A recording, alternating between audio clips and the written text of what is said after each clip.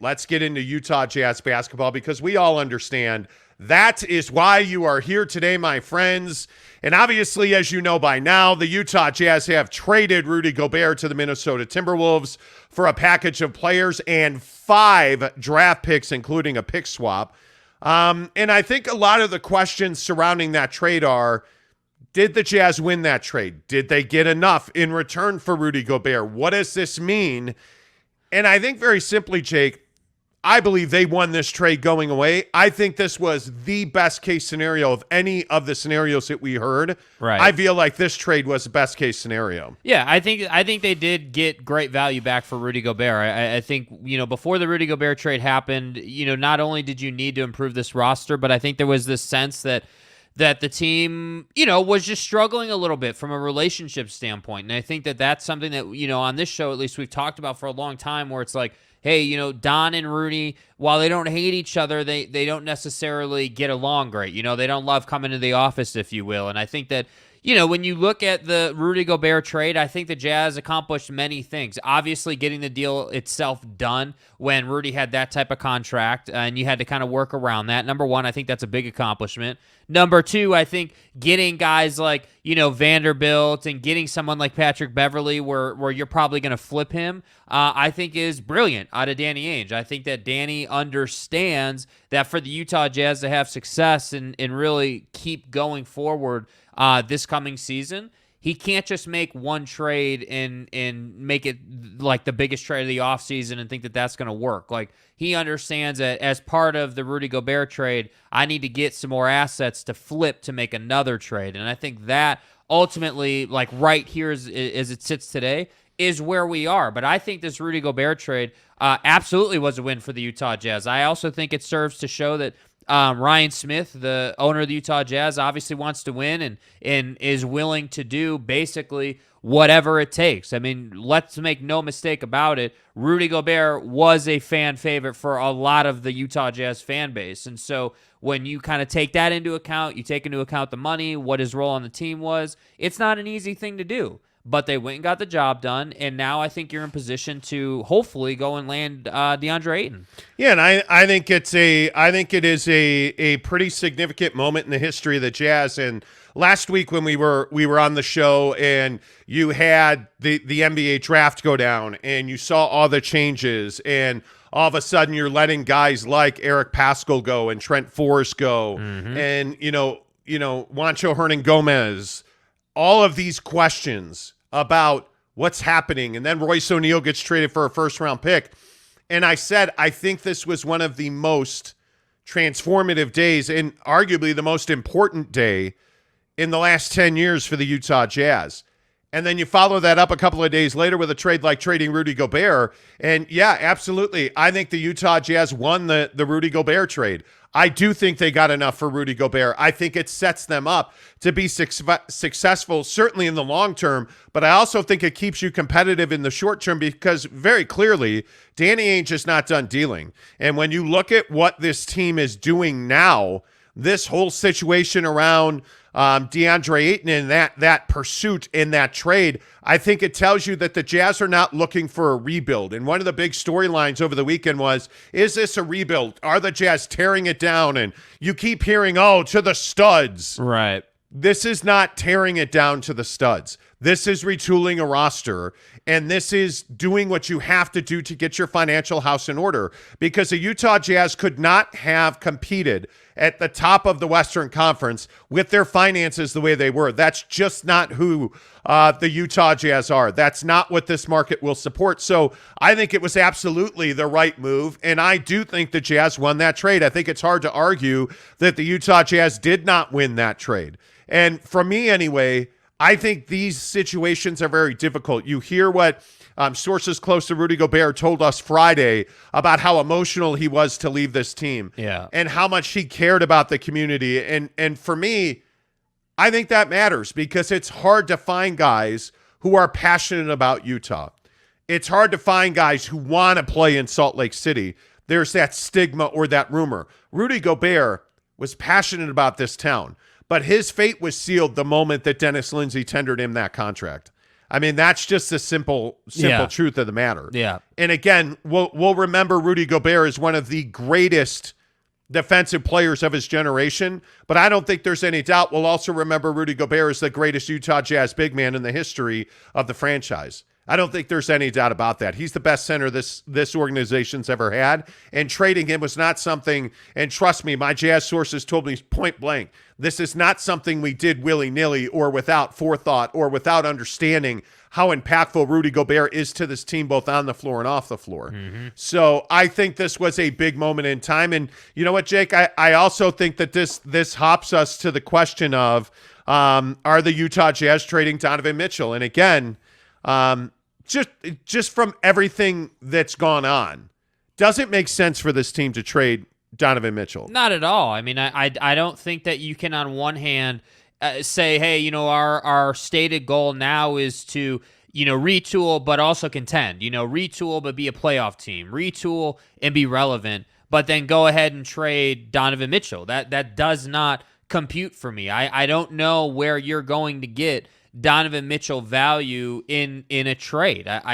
You would have to get a player just like him back, and I think that's just not worth the consternation. I think Donovan Mitchell is entering his prime. He's somebody who's got probably 10 years in his prime to go here. And I think for the Utah Jazz, it just doesn't make sense. And by the way, we've been telling you since December that they were going to make a choice between Rudy and Donovan, and that they ultimately, when the day came, you know, that they were going to choose to build around Donovan, and that's exactly what they've done. And frankly, you know, there's been a lot of noise around, hey, are they going to trade Rudy Gobert, or are they going to trade Donovan Mitchell, or what's the case going to be? They've made that choice. It doesn't make sense for them to trade Donovan and Rudy. You traded Rudy. You got a haul of picks and players back. Now it's time to do more with that and give Donovan Mitchell something to work with. And that's why I just don't think it makes a whole lot of sense for them to go trade Donovan Mitchell. To me, it just doesn't compute. Well, and I can only tell you what I've been told by my sources at the Jazz, and that is that they are not going to trade Donovan Mitchell.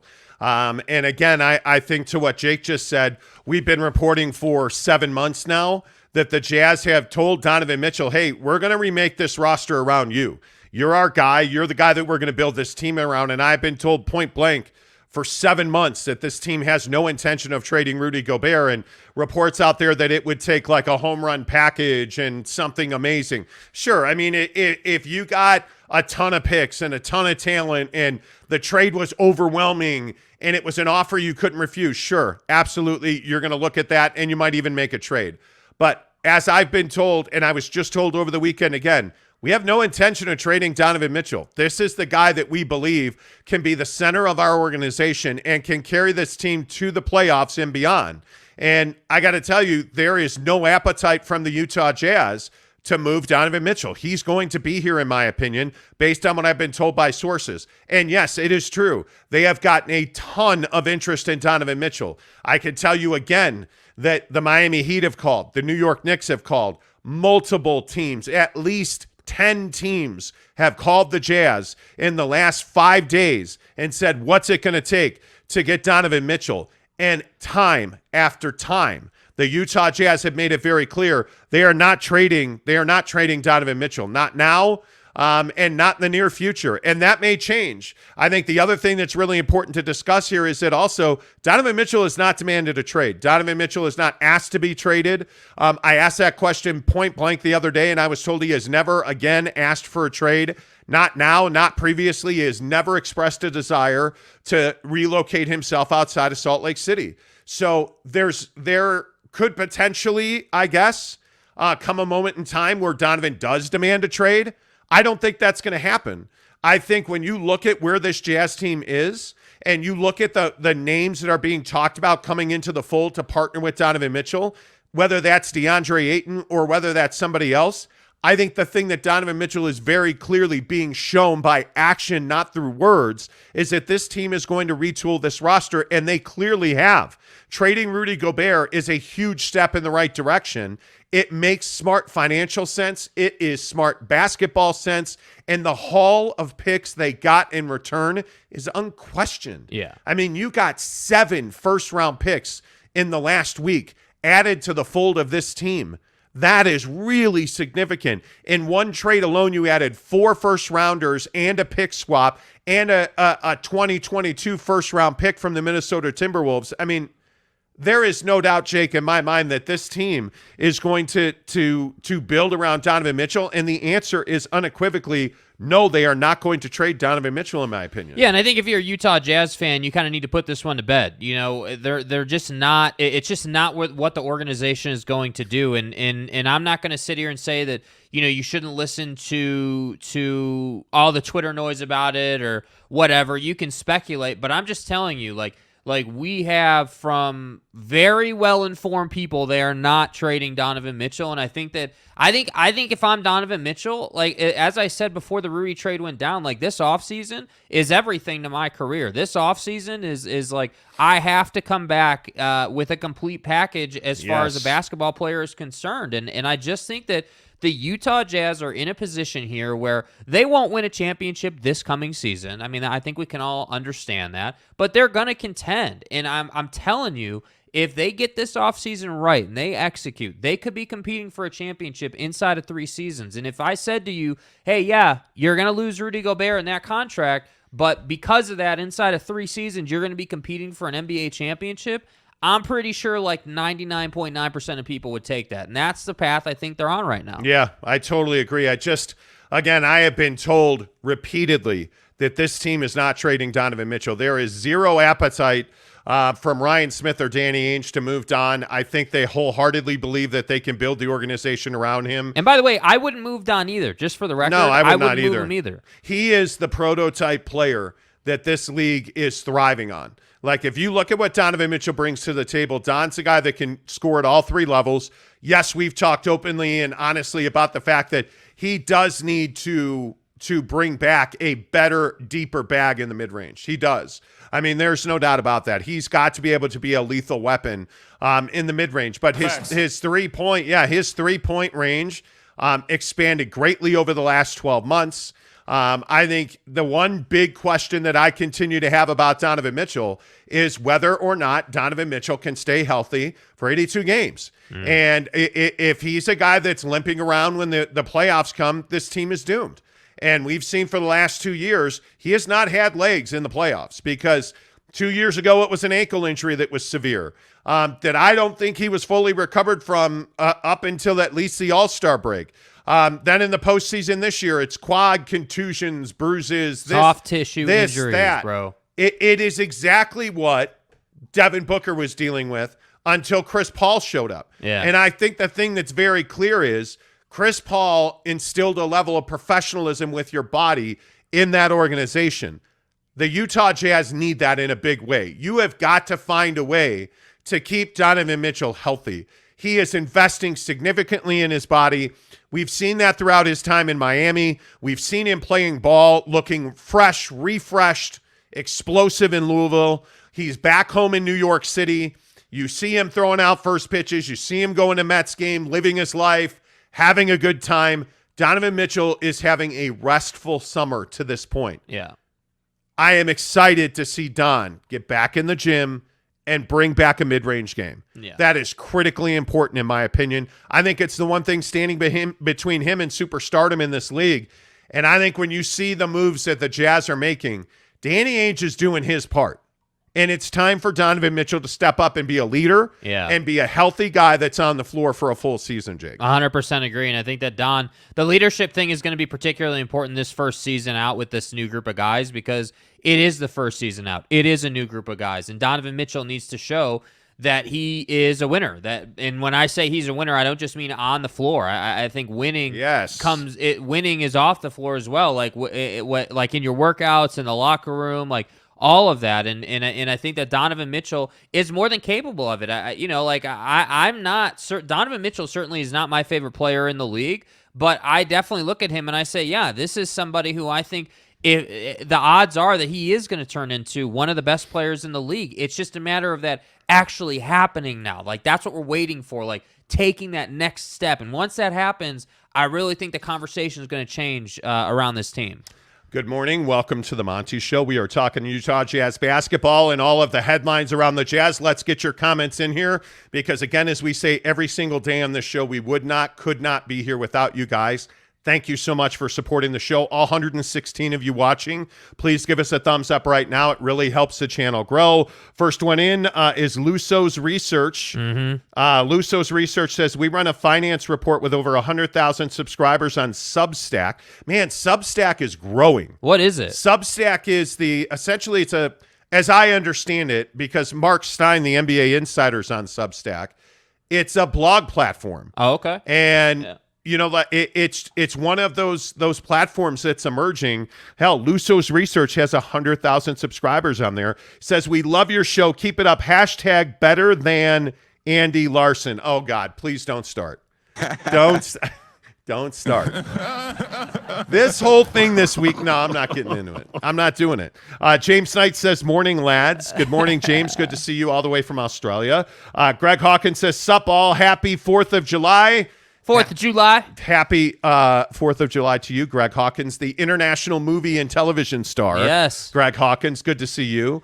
Gabriel Spryer says, got to get Conley out of Utah. Well, I think that's a very good point because his contract is arduous. You know, the output of cash to the result that you're getting. The ratio. The value is not there. Mike Conley's value proposition on your salary cap is no longer there. So, you know, from what I've heard from NBA sources, the Jazz are absolutely having conversations. The Jazz could have traded Mike Conley before the draft and chose not to do that. And I think now you're seeing why. And one of the things I think that's really come out, and I think this Mike Conley comment is a really good example of this, is Danny's had opportunities to make multiple trades that he has not. And I think he was waiting and holding. And they almost had a deal done in Toronto with Rudy Gobert. We talked a lot about Toronto. Yeah. They almost had an OG Anunoby deal done. And for whatever reason, that deal didn't go through. And you wind up in this Minnesota deal. And if Toronto's package was better than Minnesota, I'd be stunned. There's no way it was. I agree with you. There's just no way it was. So Danny's had, I bring that up because Danny's had multiple opportunities to make deals. Yeah. And he has not done that. And again, I think one of the comments on Friday that I remember from our live show when Rudy was traded was, it's wild to see Danny Ainge fully deployed, building an organization here in Utah. He's an assassin. It's something that this team's not used to. It's something this fan base in Utah is not used to seeing a guy like Danny Ainge come in and just get after that ass. Well, and I think he's taking the out emotion in the marketplace. He's taking the emotion absolutely. out of it. And that's what I think Utah struggles with is like, we have to operate, or like not have to, but like up to this point, it seems like the fan base and everyone has operated with emotion, and you cannot do that. That's right. In professional sports. It has to be, okay, you're getting paid $41 million a year on average, but you know, this is how it works in our team dynamic. Yeah, we got to move you and go a different direction. Yeah. Like that's what, and the thing is because Danny Ainge isn't, you know, hasn't been here 20 years, he's able to just come in and look at it from an X's and O's numbers perspective and say, yeah, this is what we need to do. And that, I think, is tremendously healthy for the organization. Yeah, what's up, Pudge NYCE? Good to see you, Forrest G. Hitman X says salute. Hopefully it's announced today. We'll see. Austin Lee says, yee, America. F yeah. Exactly. All gas, no break. Okay, Austin, it's a little early to be Oh, drinking. F yeah, Merca.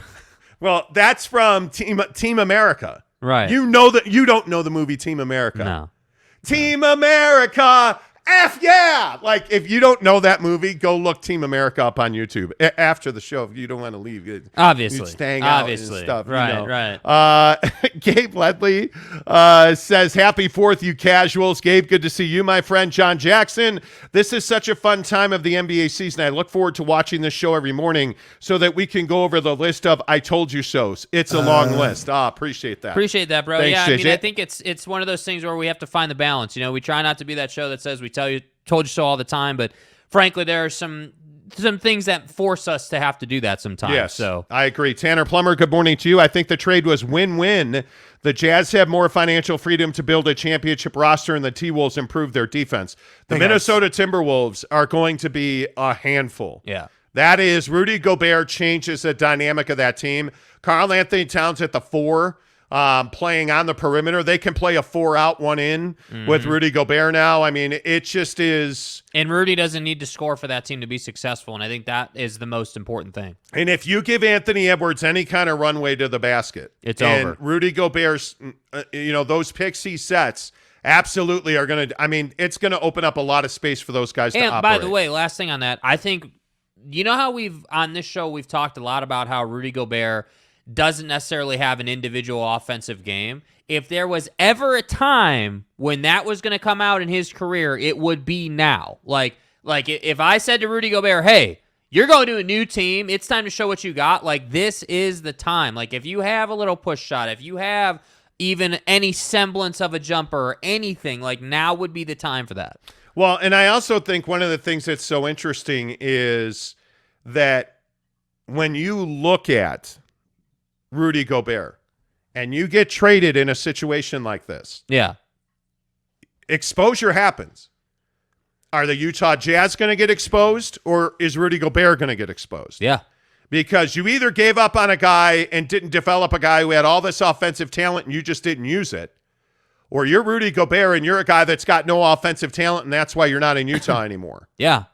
So I don't know which way that turns out being or what ultimately the outcome is, but when you make a foundational trade like this and you trade somebody that's making $41 million a year and arguably has the most controversial contract in the NBA today, yeah, you're going to get exposed. And by the way, if you're the T-Wolves, that's also the case for you too, because you traded a haul of players and picks to get this done. Well, and we'll see what, Walker Kessler and Vanderbilt and, what do those guys turn into? Did you give up 4 first-round picks and 2 really talented young guys for a guy that was a bust and you didn't win a championship? Yeah. There's a lot of pressure when you make trades. Did you just give away Malik Beasley for a bucket of basketballs? Exactly right. There's a lot of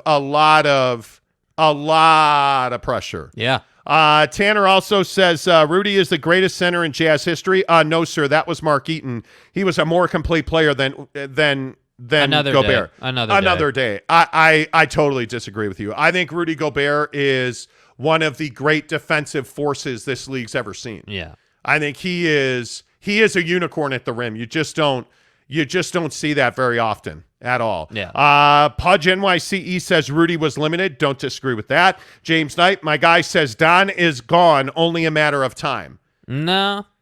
But it is an interesting conversation. It's possible, but okay, if he's gone, it better be for Kevin Durant. Let me put it that way. If they're going to trade Donovan Mitchell, it better be a Kevin Durant level player that you're trading for. Because if you're going to sit here and say, hey, we're trading Donovan Mitchell for, we're sending him to Brooklyn, but we're not getting anything from Brooklyn back. We're going to get something from Phoenix and this team and that team and an 18-team deal that allows Kevin Durant and Kyrie Irving to move. I'm not interested in that. I'm not interested. Well, James also says he'll be part of a three-way to Brooklyn. First of all, I want to go over this contract rule because I think this is really important.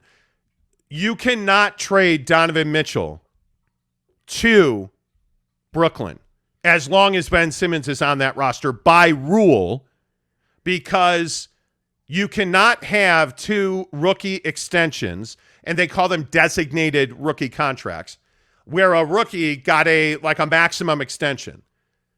You cannot trade Donovan Mitchell to Brooklyn because Brooklyn traded for Ben Simmons. You can have 2 of those rookie exceptions on your roster. However, you cannot trade for both of them.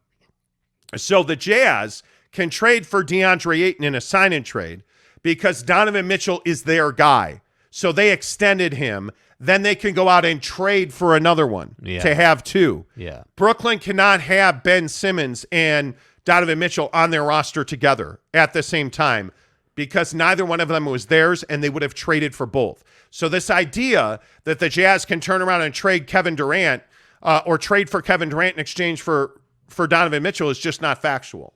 Now, can they trade him to a third team? Sure they can. Could they include Donovan Mitchell to the Lakers, to your mom, like for this guy's cousin? Sure they could. Right. Are they likely to do that? They're not likely to do that because the thing that you also got to remember about 3-team deals is there's always a loser in those 3-team deals. Donovan Mitchell doesn't have an arduous contract. Donovan Mitchell is a guy that's proven to you can, build your franchise around him and as a player. And Donovan Mitchell is a guy that is in huge demand around the league.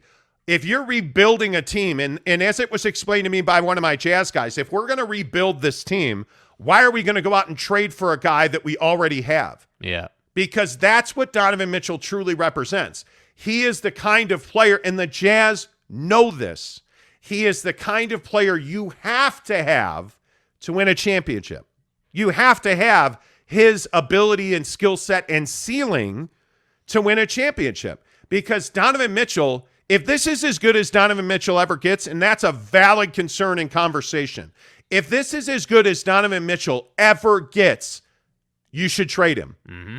But there's nobody in the NBA, and I can tell you point blank, there's nobody at the Utah Jazz who believes we've seen the best from Donovan Mitchell.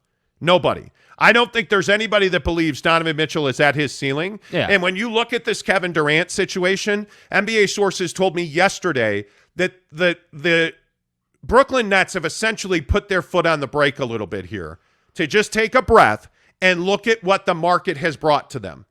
Because you don't put out, hey, Kevin Durant wants to be traded, and then say, okay, we're going to immediately take the first offer we get, we're done. What they're doing now is they're taking their time to evaluate. And Joe Tsai, the owner of the Brooklyn Nets, is directly involved in the process, which is going to slow things down. Schemers trying to control their little world. That's exactly right. Anytime the owner is involved, it's going to take a little more time. Mm-hmm. And the other thing you got to remember is this is not an adversarial relationship between Kevin Durant and the Brooklyn Nets. As I've been told, Kevin Durant and the Brooklyn Nets have a fine relationship. They just both realize that something needs to change, and they both could use a change of scenery. And I think that's why you're going to see Kevin Durant's going to be traded. And my guess is it happens in the next 3 days because business needs to get on. Once they trade Kevin Durant, you have to remember that there is significant other business that has to be done to recoup his roster. Pack this thing up. We're out of here. He's got to go and get more talent. Joe Tsai's got to go and get more talent. So Sean Marks has to be in the marketplace. And one of the things that you also have to remember is the villain here is Kyrie Irving. Mm-hmm. And I think they'd like to make a Kyrie Irving trade first before they trade Kevin Durant, because there's almost no scenario where Kevin Durant and Kyrie Irving can be traded together. It's very difficult to do. There are multiple scenarios where you can trade Kyrie Irving. For instance, the Lakers are said to have interest in acquiring Kyrie Irving, although reports have said that the Lakers haven't made a full trade offer for him yet, that they're just having conversations. I think the Brooklyn Nets, as I've been told, would like to trade Kyrie first and then understand exactly what they have to get for Kevin Durant. Not what they want to get, what the Brooklyn Nets have to get to make that Kevin Durant trade palatable. But by the way, one of the things that was mentioned to me last night also is the Brooklyn Nets are not all, fully in on trading Kevin. Yeah. I think they'd like to trade Kyrie Irving, no doubt about that. I think what they'd like to see happen is let's move Kyrie off the roster. Let's get what we can get for Kyrie. And then let's go back to Kevin and take his temperature and say, okay, we traded Kyrie. You're sure a hundo P, Kevin, this is what you want? Kevin Durant, you still want to be traded? And if he says yes, I think they're going to pull the trigger almost instantly. Let's go somewhere. Yeah, I think they're going to pull the trigger almost instantly. Yeah. But I think they want to make sure that this is exactly what Kevin Durant wants, because I don't think there's any question. The Brooklyn Nets don't want to trade Kevin Durant. The Brooklyn Nets know they likely have to trade Kevin Durant. It's not the easiest thing in the world to do. That's why it hasn't happened quickly, because trading a guy the magnitude of Kevin Durant is not something you do lightly. Yeah. So I just think there's time that has to pass here. Process. Yeah, I think it's absolutely a process. And I think there's time that just has to pass here. Yeah. They've just got to work through their situation. You only get one chance. I totally agree. I think you only get one chance. You only get one chance. If you're trading guys like Kevin Durant more than once, there's something wrong with you. Yes. There's something wrong with you. Yeah. So you're not going to see Kevin Durant is likely going to a place where he's going to spend the next 5 years of his career. Mm-hmm. Kevin Durant, I think, is acutely aware that his brand is taking a beating over this. And I don't think he wants that to continue. I truly don't. Yeah. I don't know. I mean, you know him much better than I do. Yeah, I mean, I don't think he wants it to continue. I don't think anybody would want it to continue, but I think that Kevin has made his bed, and now it's time to lie in it. You know, you're not going to get away from the stigma that you're a ring chaser. And I know I bring this up every time we talk about KD, but again, if he goes back to the Warriors right now, he's nothing more than a ring chaser who never earned his own championship. And I know that that's harsh, but it's the truth. Like, you never went to a team. You never did what Steph did. Steph was homegrown, like drafted, developed. Like, he's a Warrior through and through. Kevin Durant is a Seattle Supersonic through and through until he left to go and win rings with the Warriors and then made a bad investment from a career standpoint in Kyrie Irving, and now is left to pick up the rest. So that's why I say he does need to fix this, and I don't think going to the Warriors is a good look for him. No, I don't think going back to Golden State makes a lot of sense. By the way, Golden State is not trading the package that was rumored. I can't see. Why would you? You just won a championship without him. Why would you? Yeah, and you follow Golden State very closely and know that. But yeah. I look at what's going on in Golden State. Kuminga and Wiseman is the starting point, not the ending point.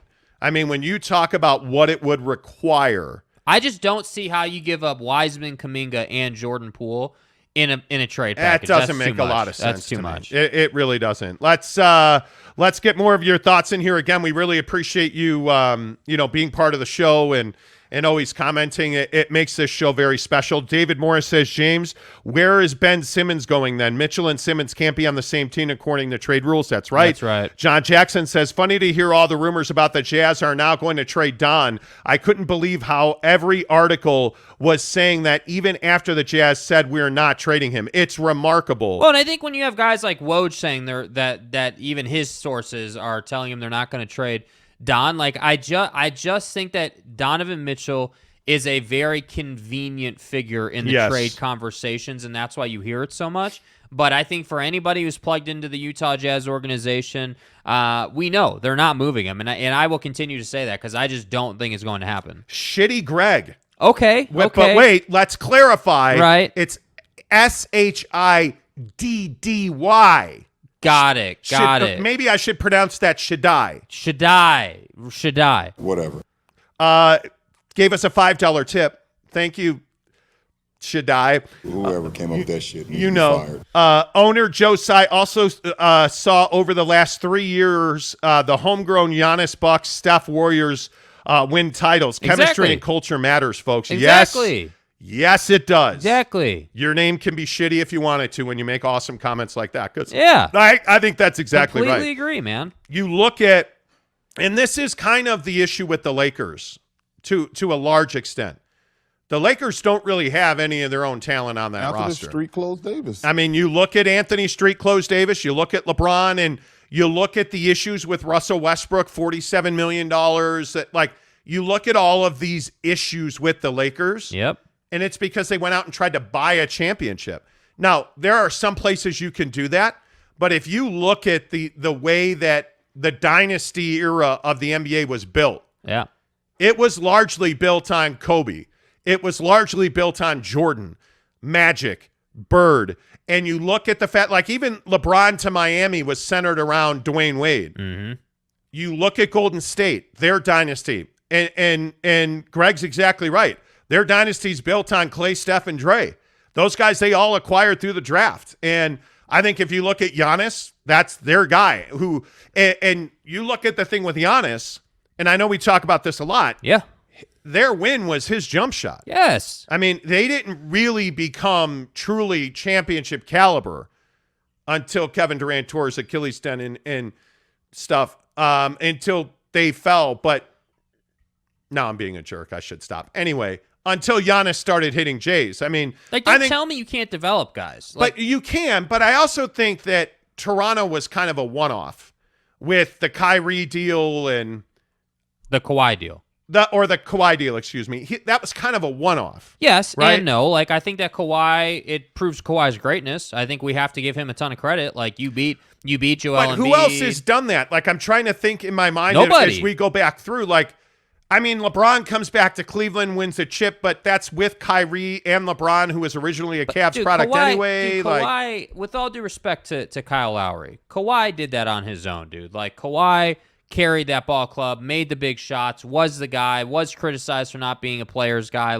I think Kawhi is very misunderstood and doesn't get enough credit, but at the end of the day, look, I think that this whole conversation comes back to one thing, which I agree with the comment. Yes, culture and vibe definitely matter, but I also think that developing and getting better as a basketball player matters. I feel like we have so many of these guys, like, you know, again, before the domestic thing with Miles Bridges, he was going to get paid. Like, Zion gets paid on a ridiculous contract. Yes. Like, all these guys are getting all this money, and that's all they care about. The art of the Kobe Bryants of the world is dead, right? The art of getting paid is very much alive. Yep, agree. Hey, Greg, thanks for the $5 tip. We appreciate it.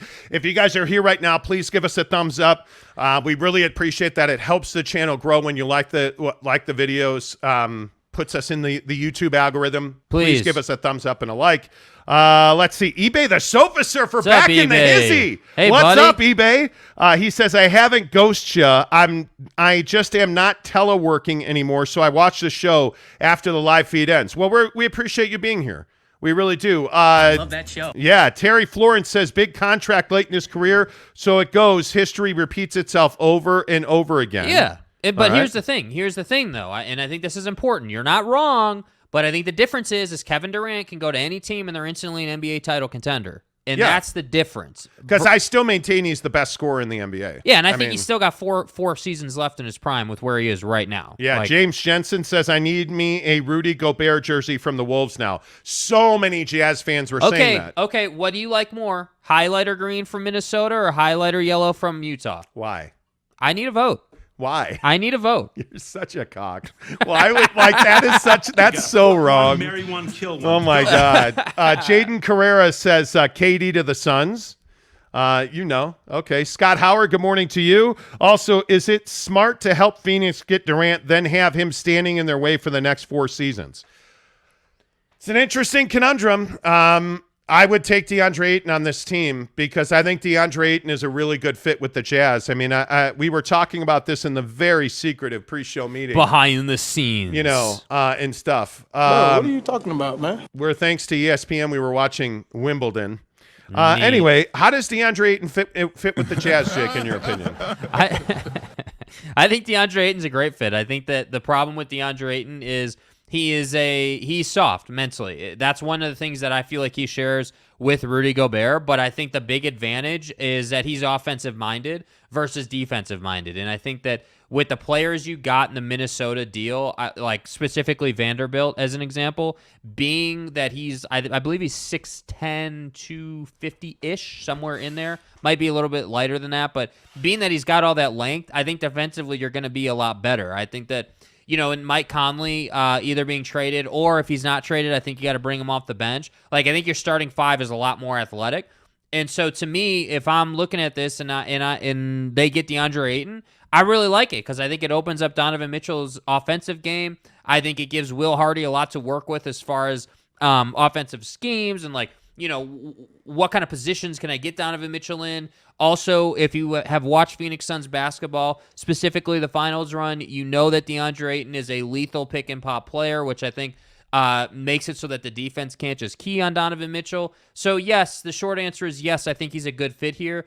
It is an interesting talking point. Why would you help Phoenix get Kevin Durant if they're just going to stand in your way? To that, I would say, how confident are we that Kevin Durant is in Phoenix for more than 2 seasons? Very. Well, I don't think you can say that. I don't think there's any place where you can say very, because we said that in Brooklyn and it didn't happen. There was a conversation yesterday on Sirius XM, maybe. I can't remember what I was listening to, but there was a conversation yesterday about Kevin Durant's awareness of his legacy. Yeah. And I agree, he is acutely aware of his legacy. And he doesn't generally care what people think, but he is passionate about his place in history. And I think Kevin Durant is also one of the most intelligent operators in this league. I think he knows if he goes to Phoenix and gets traded or asks out again, like, he's no better than James Harden. Yeah. And I think Kevin Durant is looking for home. That's what I think. And I think Kevin Durant really values the Western Conference. And I think Kevin Durant knows that's where most championships are run through. And I think he wants to go, and I think he wants to win a championship this coming season. And I think he knows if he goes to the Lakers, that's probably not happening. If he goes to the Heat, that's probably not happening. If he goes to the Suns, there's a real good chance they're going to win a championship. Right. And my opinion is that's why he will be there for several years. So, that again, that's hyperbole. But as far as how DeAndre Ayton fits in with the Jazz, I think he's a wonderful fit. I think you would need to backstop that with a lot better defense and a lot better athletic ability, which is why I think Danny Ainge isn't done. Danny isn't holding on to draft picks for years to come. Yeah. I think Danny Ainge is going to flip a lot of those picks. So it'll be interesting to see exactly how all of that plays out. Robbie Fowler. Wow, Robbie Fowler, a blast from the past. What's up, buddy? Robbie Fowler, I want to say Robbie Fowler was an intern of ours at 1320K Fan back in the day. Okay. I could be wrong. Robbie Fowler says, Monty won't remember me. Well, there you go. See? Monty won't remember me. I did a brief internship at 1320K Fan years ago. I only had one interaction with you, Monty. Mainly dealt with David Napoleon. Good old Ben Napoleon Wilson. For you newbies, the show has been spot on. Keep up the good reporting, fellas. Thank you, Robbie. Good to see you, man. I remember you. How would I not remember you? Spencer Morgan says, Monty, I think it's a little naive to think the Jazz organization would acknowledge being in a rebuild mode. If they were in a rebuild mode, they can't say that to the fans. Well, but I think actions always speak louder than words. Yeah. And I could be totally wrong about this, Spencer. I mean, you're not wrong. I mean, maybe they are rebuilding. I just don't think they're behaving in that manner. No. I don't think that the Rudy trades, is a symbol of a rebuild. I think a Don trade would be a symbol of a rebuild. But again, and it's our opinion, right? I mean, we don't have any, it's not like we have some ironclad document saying they're not going to trade him, but everything we've heard and been told says they're not going to trade him. And that's why I don't think they're doing a rebuild. But why would you acquire Patrick Beverley and Malik Beasley if you were rebuilding? Yeah, I don't know. Now, maybe they turn around and flip those guys. Maybe they do. But why would you acquire all of those future draft picks? And why would you be involved in a DeAndre Ayton trade? Yeah. Why would you it to me, it's pretty clear that this is a retool, not a rebuild. Because you would have traded Donovan first. Donovan has far more value than Rudy Gobert. Yeah. Far more value. His contract is not difficult to fit into your cap. He is, again, not to be redundant, Don's a prototypical player. If they were rebuilding, if they were just going to tear it down to the studs, which they didn't, by the way. But if that's what they were doing, I mean, you wouldn't go about it the way they've gone about it. That's pretty much self-explanatory. So I think my opinion is they're not rebuilding. But Spencer, you're not wrong. You absolutely, you could be right. He also says this has all the hallmarks of Ainge rebuild, like when he hired Stevens. No, well, see, but I've heard this 1,000 times. Yeah. The situation in Boston was completely different. I mean, you're arguing, apples and oranges. Yeah, I mean, apples and potatoes. Like this, it's just not even in the same hemisphere. Yeah. To what was going on in Boston, you had a completely different group of players that were incredibly expensive, that were aged out. You could not win. Like, it was a totally different deal. Totally different deal. Yeah. And Brad Stevens was in demand around the NBA as a head coach. Like, there were a lot of clubs trying to get him. I look at Will Hardy. I think that's the minimum deal for hot young coaches now. Like, you've got to give them time. You have to tell them, hey, we know you're inexperienced. You're going to make mistakes. Here's 5 years to get it right. Well, and I think for considering Donovan Mitchell in this whole thing, like you need to send the message that stability is coming to the organization. And yes. Again, I can't emphasize this enough, and I don't mean to keep saying that we've been saying this since December, but this is why the December thing is important, because if you put stock into what we've been telling you, a lot of this stuff lines out. So if you think about it, in December, we told you, it was like late November, early December, we told you that this was the first time we had heard from our people that the Utah Jazz, specifically Ryan Smith and Danny Ainge, told Donovan Mitchell, hey, after the season, once we get through this time, we are going to build around you, but we got to get through the rest of the season first. So being that they knew that this was what they were going to do back then, it doesn't surprise me that they went and hired Will Hardy because, again, young head coach, relates to Don really well, very energetic, go-getter mentality, probably a higher octane offense than we've seen. Like, there's a lot at play here that you have to understand. So I just would encourage you not to compare this to the past because this is a very unique situation. Here's what the Boston Celtics did with the Kevin Garnett trade, and I think this is incredibly important to understand the gravity of these players. Yeah. June 28th, 2013, Danny Ainge of the Celtics sends Paul Pierce and Kevin Garnett to Brooklyn. So just right there, the Paul Pierce, one of the greatest players in the history of the Boston Celtics. Yeah. Kevin Garnett, the guy you went and got to win you a championship, and he did. You sent them to Brooklyn with Jason Terry, another older player, and DJ White. What did you get in return?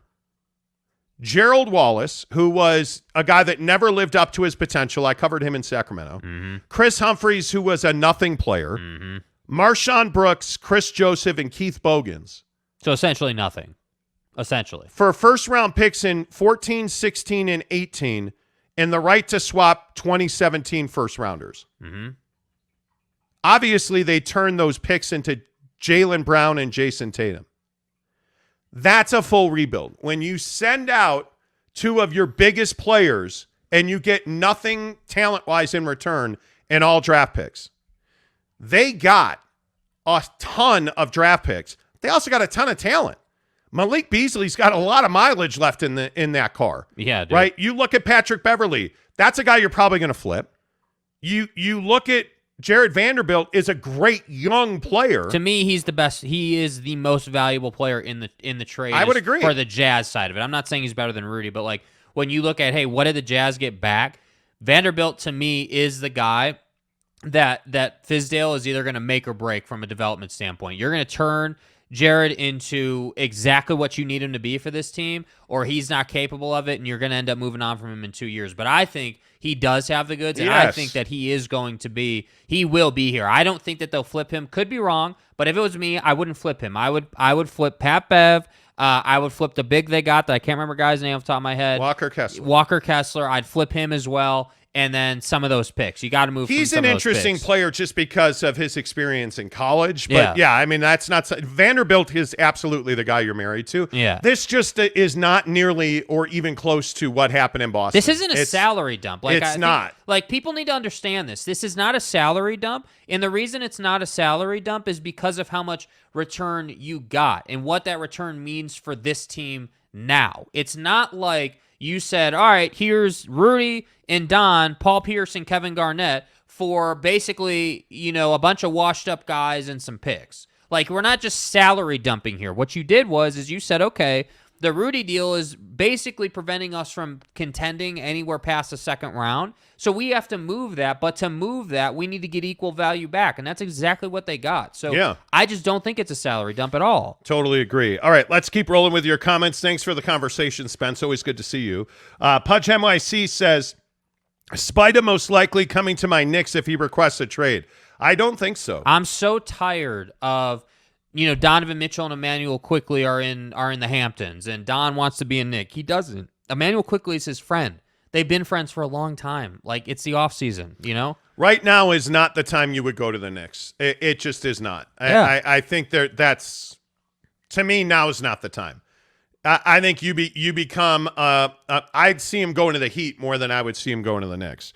eBay the Silver Surfer says only place Mitchell goes is to the Knicks. Miami is off the table now. Well, I don't know about that. I mean, I first of all, again, they're not trading Donovan Mitchell. It would be shocking. Yeah. In the haul, they would have to get him. Like, I can't see a scenario where they realistically trade Donovan Mitchell. I just can't see that. Not this year. In the future, sure. Not this year. I can't. Not the way things are set up. It just doesn't make sense. Erich Devera, good morning, my friend. Rudy Gobert changed the franchise as a team. Don't play defense, only Rudy. He will also change the T-Wolves. It's just Rudy has peaked. Well, It could very well be. I mean, he's 30 now, so you know. MC Season says if the Jazz don't pick up KD, thoughts on possible KD to Chicago? Oh, please. That would be wonderful. Please. Little baby Naismith, Jesus, help me. I would love Kevin Durant to be a Chicago Bull. Yeah. It's probably not going to happen. It's not. Kay Nurin, good morning. Would you trade Don for Ben? I would not. Nope. I'm good. Terry Florence, Brooklyn is a rest home for the confused. Brooklyn? Sure. Okay. Let's see. He can't defend. Who? You mean Donovan? No, can't isn't the word that I would use. Can't is not. Yeah. The word that I would use. All right, couple more. Let's get down the list a little bit. MC Season again says if the Jazz don't pick up KD, thoughts on him into the Bulls. Love that. Terry Florence says, what happened to the D-Wade influence? I think he is an absolutely trusted I think it's alive advisor. and well. Yeah, I think That's what I think. There's no doubt he's a trusted advisor. I think D-Wade was very influential in the hiring of Will Hardy. That's what I think. Scott Howard says the media seems hell-bent on getting Don out of Utah, and it's annoying. Well, and this is my biggest thing. I think narratives about the Jazz are so the what's the right way to say this? The stereotypes of Utah, some true, some are not. Black men can come to Utah and thrive. There's no doubt about that. Like, I don't have any doubt. Black men can come to Utah and thrive. Yeah. That narrative to me is untrue. Yeah. I just don't think. I'm not on board with that. Yeah. Thing. James Knight says, does Don have his feathers ruffled over his buddy Royce and Eric on? He does not. I think the other thing you got to remember is Donovan Mitchell is a wildly intelligent businessman. I mean, this is not a guy who's dumb. Donovan Mitchell, I think, realizes that, hey, it's great to play with Eric Paschall, my childhood friend, but did Eric Paschall really move you closer to a championship? Nope. Did Trent Forrest? Did, Royce O'Neale? No, he didn't. So, I just don't, I don't know. I could be wrong. I don't think it matters. Tanner Plummer. Hey, guys. Hey, guys. Hey guys. Hey guys. Thanks for doing the show, guys. I've been going through a stressful time, but this show de-stresses me. Oh, I hope you're cool, Tanner. Hope you're doing well, my friend. Good to see you. Yeah. Play the Xbox more. Yeah. Look, Jeremy Bolton's here. He says, Alex Caruso's the best player ever. Please trade for him. That's not what he said. He said, morning, what I miss. Nothing, man. We just started like 20 seconds You're ago. late. That's what you missed. You're just late today. You're right on time. Yeah. Might want to get a watch. What I miss? Yeah, you missed. Never mind. John Jackson says the Jazz are fixing the front office so that the focus can be on building the team. I would agree with that. Yeah. I would totally agree with that. Where does Kevin Durant go? Where does Kevin Durant go? Man, I think that's a really tough question to answer. Where does the Cadizzle end up? My gut tells me he goes to Phoenix. That's where I think he winds up. I think that I agree that the Nets are vetting and trying to figure out what the best package is, but I think ultimately guys like Kevin Durant get what they want, and that's because they're Kevin Durant. And so to me, I'm Kevin Durant. Yeah, so I think that being that, he is Kevin Durant, I think he winds up in Phoenix, and the only reason I think it's not Golden State is, again, just because of the career stuff we were talking about. I just think it's a really bad look for him to go back there. I think there's all this talk about Toronto. I don't think Toronto's realistic. I just don't think they have a good enough package to offer, dude. You keep talking about people's packages. It's confusing. Yeah. I don't think Toronto's realistic because you don't trade Kevin Durant to Siberia. And that's what anywhere but Phoenix tends to represent. Yeah. I mean, he asked for Phoenix, Phoenix and Miami. I'm told he really is focused on Phoenix. Yeah. You're trying to make a deal with Phoenix. By the way, they have a ton of young talent that you want. I mean, yeah, if you put him and Devin Booker together with Chris Paul, I think Phoenix would really like to hang on to Mikal Bridges, but that's just not an option. Yeah. I think, it was described to me once as, hey, Phoenix called Brooklyn and said, who do you want? Let's make this happen. Let's get it done. And I think that Brooklyn wants Cam Johnson, Mikal Bridges. I think they would take Jay Crowder. Yeah. I think they're going to do what they got to do to get that deal done. Yeah. And I think that makes a world of sense. But that's why the Jazz angle is alive and well, in my opinion, because in order for Phoenix to do that, they got to offload some money. But again, I'll go back to what I was told over the weekend, which was one of the things that Brooklyn's worried about is they don't want to trade Kevin Durant and have Kyrie on the roster because then they know their return for Kyrie is going to be far less. Yeah. Because they're well aware that this is a league of leverage. To make great trades, you got to have leverage. You look at what Brooklyn's doing. They don't want to get stuck, quote unquote, stuck with Kyrie Irving. So that's why I think this is going to take a few days here. I think they want to trade Kyrie and then do a Kevin Durant trade. And that makes sense. That's some speculation. But from what I've heard, they are worried about getting stuck with Kyrie Irving because that's the villain here. Yes. That's the guy that pissed everybody off. And you know what? You lie with the pigs in the mud and you're going to get dirty, man. I mean, you knew you were taking a huge risk with Harden and Kyrie. Doesn't make you feel responsible. You knew that was going to happen. You roll around, what's the old dog with fleas? Yeah. You're going to get fleas. Yeah. And they got fleas right now. Made your bed, time to lie. And I think I just think you have to trade Kyrie Irving first. Yes. It just to save yourself. And by the way, if you're the Lakers, I don't think trading for Kyrie Irving is exactly a cure-all. If I say to you, hey, the Lakers are going to trade for Kyrie Irving, they're going to send out Russell Westbrook, your reaction to that is what? They're not winning a championship. That's my reaction. I don't think that Anthony Davis has proven he can stay healthy because ultimately what we know is that LeBron is not the LeBron he was as a Cleveland Cavalier, naturally, obviously, sure. as expected. That's not a surprise or an indictment. And I think that, the concept of, hey, we're going to put Kyrie and LeBron back together and, everything's going to be awesome and we're going to go to the NBA Finals, I think it's fantasy land. I think the Warriors are better than them without Kevin Durant and with Kyrie as a Laker. I think they're better. I think that they have more chemistry. I think their culture's better. I think that Kyrie Irving is a guy that's always going to be a malcontent. He's always going to be upset. So I don't think it helps him.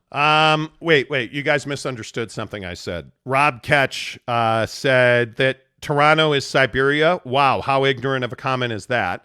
Teru said Toronto being Siberia is insulting.